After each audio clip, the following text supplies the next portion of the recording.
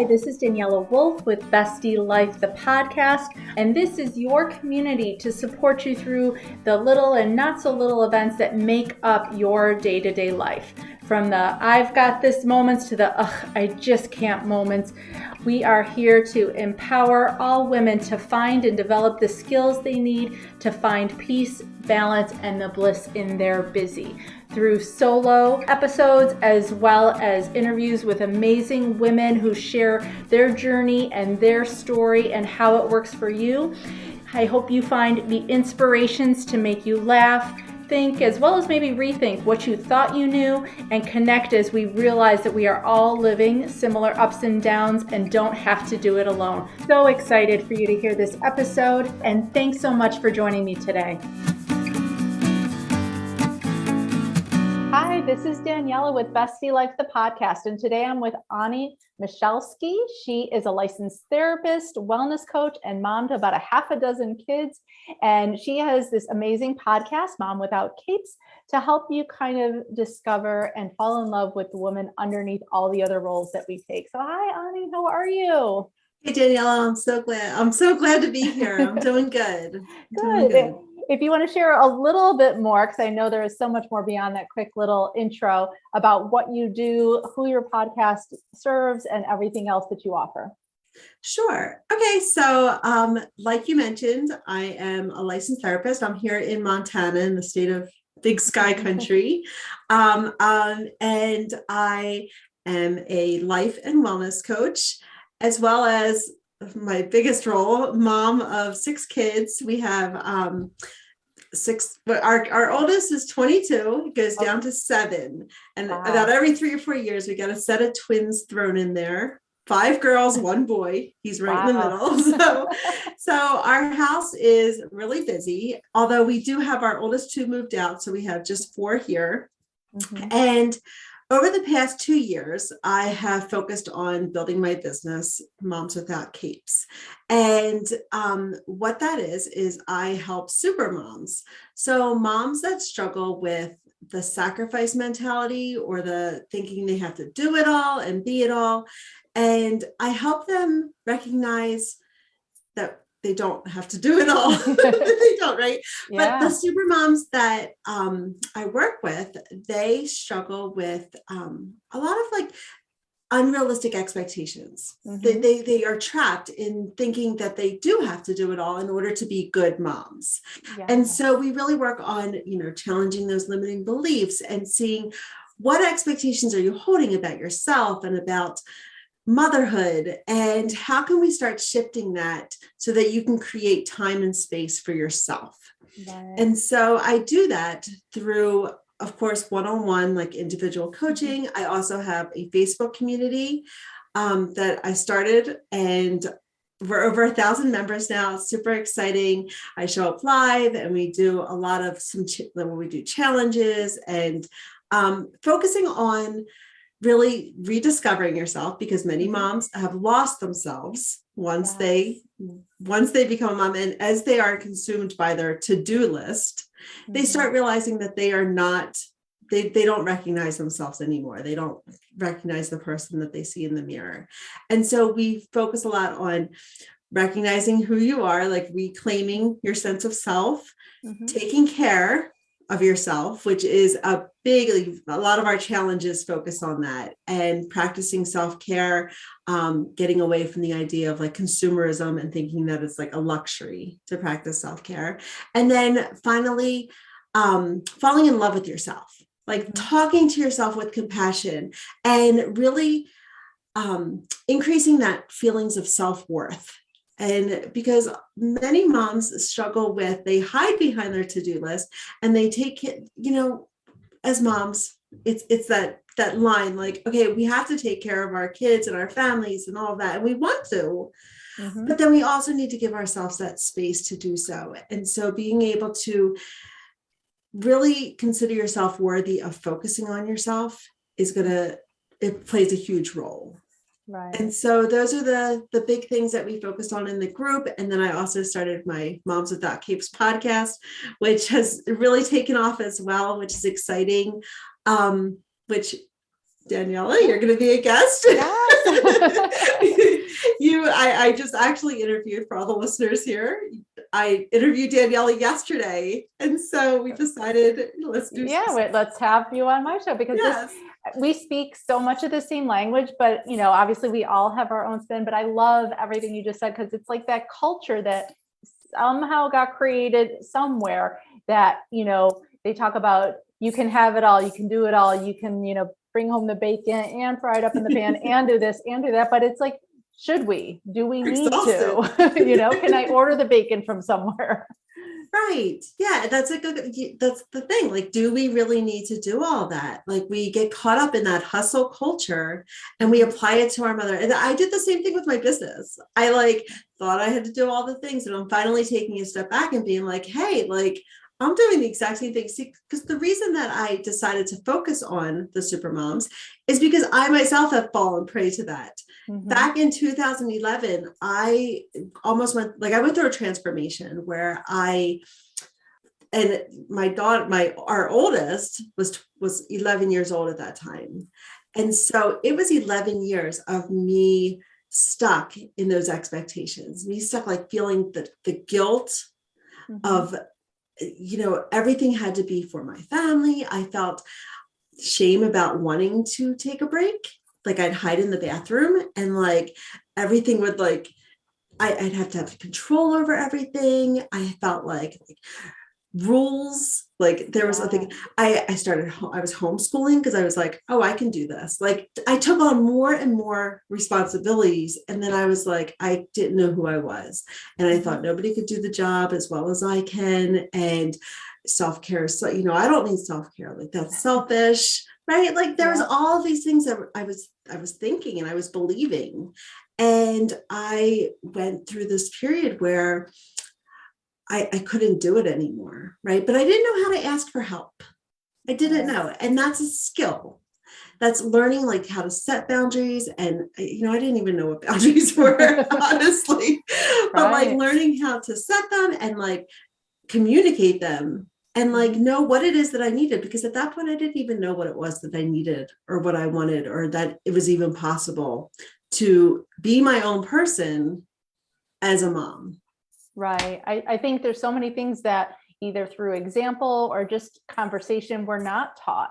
It's not talked about, and kind of that's where I think some of the judgment and the stigma comes from. And we need to definitely just continue these conversations, share our stories, break it down and be vulnerable in order to make it accessible for people to be like, you know what, I do need help. I am a disaster. My house is a mess. I'm personally a mess. And being able to connect is where we're going to grow.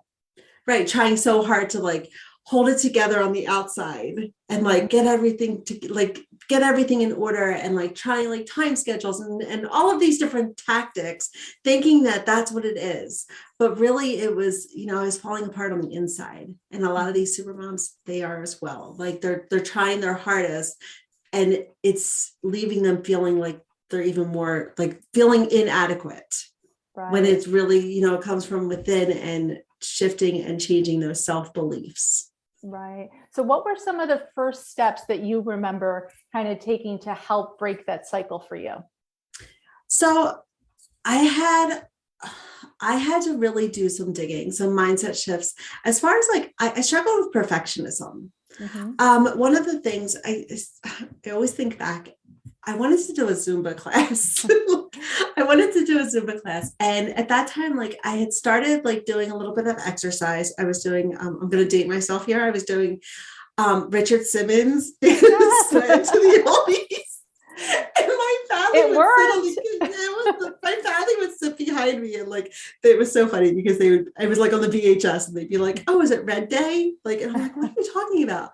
And it finally I figured out that they were it was what shorts Richard Simmons was wearing. The Red Day Sweat to the Oldies 1 and 2 and Disco Sweat and all these things.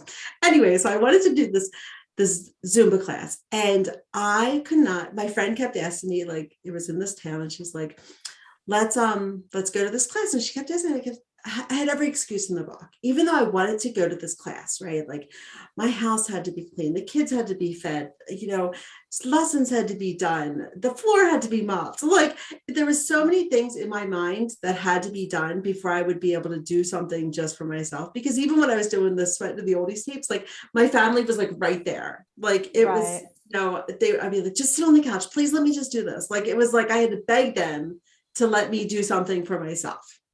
So anyways, I wanted to go to the Zumba class, and I really I thought the stars had to line up in order for me to do this. And so one night, I say the stars did line up, but it was a lot of work. Like I was like, my husband was fine with it, but it was my own. It's our own narrative, that own voice in our head. Exactly. It was it was myself holding me back. Like I was blocking my own way from going to this class. So I went. And that in itself, was me starting to collect that evidence that the stars did not have to line up, that the house did not have to be perfect for me to leave. And you came home and I'm sure everybody was still there and fine. Everyone was alive. Everyone was good. And it was those intentional actions that I was taking to show that it was okay for me to go and do something for myself. And with that, it built up, right? But I also had to get rid of that perfectionism and start testing other things and start thinking outside the box and realizing and learning to ask for help, learning to when I started liking that class, I was like, hey, do you care if I go to this? Not even asking permission, but I had to, for my own self, know that everything was going to be okay. And it was. And now I'm at the point I'm like, oh, I'm going to go do this. Right. Find a ride because I'm not going to be home. Yeah. And it got, it was a long time coming, but I have learned. And then when I went back to get licensed as a therapist and I started helping other people, and I was like, this is something so fundamental that I was just missing. Right. And now I help other women recognize it a lot sooner with the tools and the strategies and scientifically proven techniques that are going to help them shift those self-beliefs and be able to do it a lot faster. So that it doesn't take them 11 years. Yeah, because that's the thing. I think until we give ourselves not even, that permission, but just get comfortable in doing those things, it's not going to happen. And I love that, that you recognize it's okay, to, even if you're not necessarily asking your husband or people aren't asking you, but they need that voice outside of their own head to say, sure, go for it. Because that's what then they can put on repeat to not feel guilty. Yep. Start internalizing that. Mm-hmm. Absolutely. So what would people think that you've got together, but you really don't? We all have our tips and tricks that we give to everybody else, but sometimes it's well, just don't come in because it's not what you think it is. So that I have to, what people think. Yeah, I think behind the curtain, what do people think you've got mastered that you're well, maybe not so much? Oh my goodness. Wow. Let me think. Everything though, because I don't. But I like that. That's the whole point is, we teach this, we help people with it, but that doesn't mean we're perfect. That doesn't mean we've mastered it ourselves. And that's perfectly normal and okay, and I love the vulnerability where it's nope, none of it. I always say, because there's still I still struggle with it. I still have to take, I said, even in my business, I was doing the exact same thing that I was doing back then, thinking that everything I had to do all the things, create a course and create a membership and do all these things. And then I was like, wait a second, it's not all working, and why? And then I realized I was doing the exact same thing that I did as being a mom, thinking that I had to do all things. And so it reminds me of, I was about a year ago, one of my clients, my counseling clients, I started seeing a new one. She was she was very analytical about the whole counseling process. And she's so does that mean you don't have any problems that you can counsel yourself out of it. And I just like, it made me just roll because I'm like, no, let's just get something straight. Like, I know some skills and I know like some strategies and I can help you. I go, but that doesn't mean that I don't struggle. Like, I'm human. It's like the gourmet chef that still makes mac and cheese. Like, just because you can do it doesn't mean you do it all the time. Yes, exactly. And so, and you could ask my kids for proof. Like, I do not have it all together. I think kids sometimes are the best mirror for us to really see like how we think we're coming across versus the reality. Like, yes, exactly. Good barometers. So what, do you personally do for yourself now is that you've recognized the benefits of like self-care and things? I know you talked a little bit about the Zumba class, back then, but what are some of the regular routines or practices that you have? So I have, and I hate to say this because I feel like a lot of coaches and will say, you just have to wake up early to spend time with yourself, right? Like, but I do that, but that's because I have learned that is sacred time that I can devote to my mental health. And so what I do is I used to wake up at 4, but then I'm like, I need to prioritize my sleep a bit more because I was getting grumpy. And so I decided, sleep is totally part of your self-care. Yeah. So at 5 o'clock, I do wake up and my family wakes up at 6. Like I wake up all my kids for school. But at 5 o'clock, and I'll usually get about 10 after, like I'll get dressed and not like makeup and all that, but just get clothes on. And then I will drink tea. I will journal. I've started meditation. I'm using this great app like Insight Timer. And so I've been using that and doing about just like a 5-minute morning meditation. And that's new. That's something new that I've been doing. I read a little bit. I'm starting, like, I have a gratitude list that I just work on each day. I add 1 or 2 things, and then I just journal. I do like a 5-10 minute kind of, this is funny because my youngest one woke up with me today. She wanted to wake up with me and she had her little journal and she's like, what do you write in your journal? So in the front of it, I have my gratitude. And then in my back, I have a few affirmations that I read each day.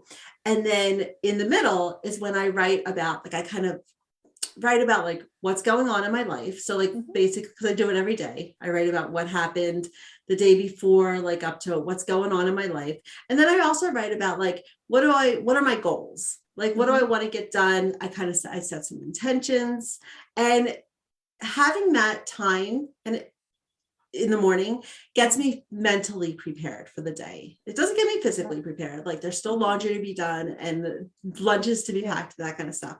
But it gets me able to face the day as my best self.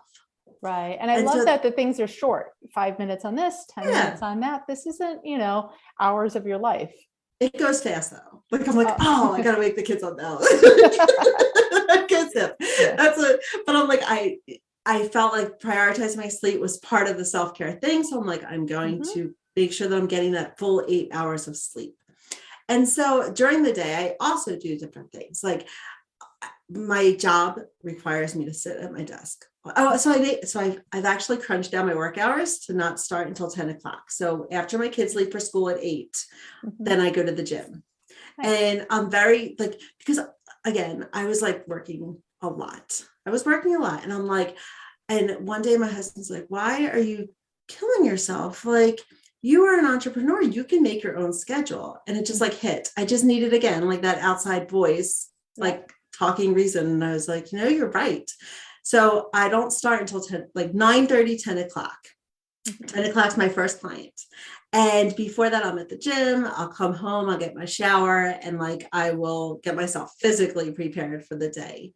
And then during the day, I sit a lot. So I make sure that I get up and I just at least walk the stairs. And I'm at home. So I walk the stairs and I just go upstairs and back down, make sure I'm like hydrating myself.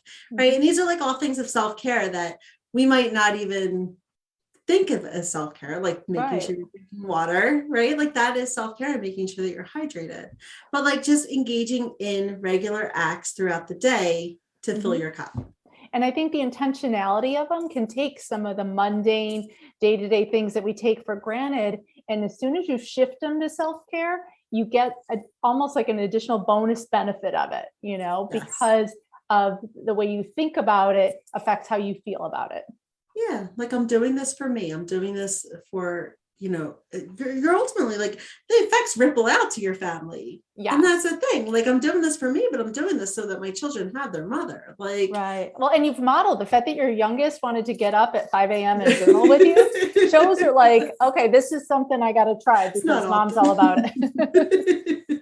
Right. It's not often, but every once in a while she'll get up and she'll want to do it with me. Yeah. And as she gets older, that's where then those little things that they see us do or that they try on their own, that's where you start to see how they imprint it and how they take that, practice and take it forward themselves. Mm-hmm. Even like my 15-year-old, I'm going to have a self-care night, Mom. And she's like, I'm going to clean, like put a mask on her face and like do all that stuff, like almost like a spa night. But she's like, I'm going to do a self-care night. I'm like, good. That's good for you. Yeah. And even if it's, not all the time, just again, those benefits of different things done consistently. Yep.